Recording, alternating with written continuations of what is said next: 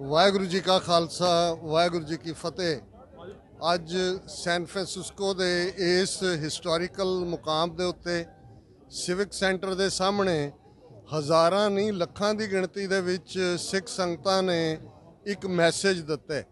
Message Indian state नूं भी international community नूं भी।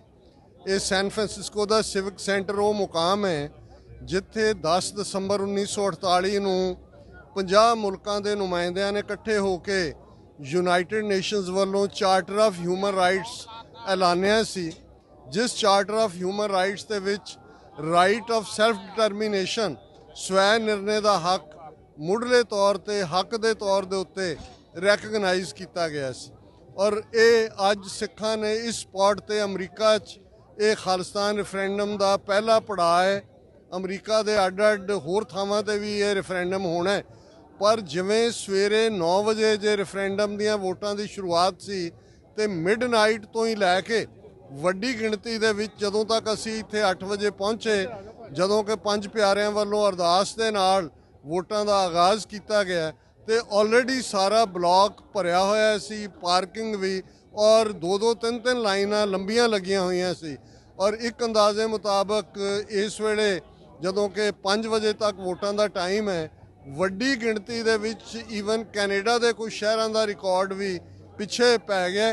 सो मैं समझदा भी ये रिजॉल्व है। इन्हें नैरेटिव ने एक पासे जो भारत से स्टेट ने ट्रांसनैशनल रिप्रैशन नाल भाई हरदीप सिंह निज्जर का मर्डर किया, भाई गुरपतवंत सिंह पन्नू मर्डर केस के थले मर्डर प्लॉट के थले उन्होंने अमरीका दे विच भी जिहड़ी डर्टी खेड खेडनी सी, उन्हां दा मकसद खौफ पैदा करना सी। पर अज जिन्नी वड्डी गिणती सिख संगतां बाहर निकलियां ने, ये भारत का खौफ वाली गल भी तोड़ी है। उन्होंने कहा कि आ लो जी, असी चाहते हैं खालिस्तान लियाओ अपना ट्रांसनैशनल टैरिज्म इत्थे। और ये नाल दी नाल अमरीका, असी थैंकफुल हैं Justin Trudeau prime minister of Canada दे, अमेरिकन सिस्टम दे, खास तौर पर FBI दे, जिन्हां ने जस्टिस डिपार्टमेंट ने निखिल गुप्ता नूं इंडाइक्ट करके दस्सिया कि भारतीय एजेंसियां अजीत डोवाल, दिनकर गुप्ता, गौरव यादव वर्गे जिहड़ी डर्टी खेड इत्थे भी खेडना चाहुंदे सी, उन्होंने अमरीका ने रोकिया। और जिहड़ियां अमेरिकन एजेंसीज भी इसनूं मॉनीटर कर रही होणगियां, उन्होंने भी ये फाइनली डिसाइड कर लेना है कि सिखां दे नाल खलोतियां अमरीकन इंटरस्ट भी प्रोटैक्ट हुंदे ने उस खित्ते च, और सिख वैल्यूज़ रन पैरल करदियां ने जिन्हां वैल्यूज़ के उत्ते अमेरिका के फाउंडिंग फादर्स ने, George Washington, Thomas Jefferson, Benjamin Franklin, उन्होंने इस मुल्क नूं इस दी नींह रखी हुई है।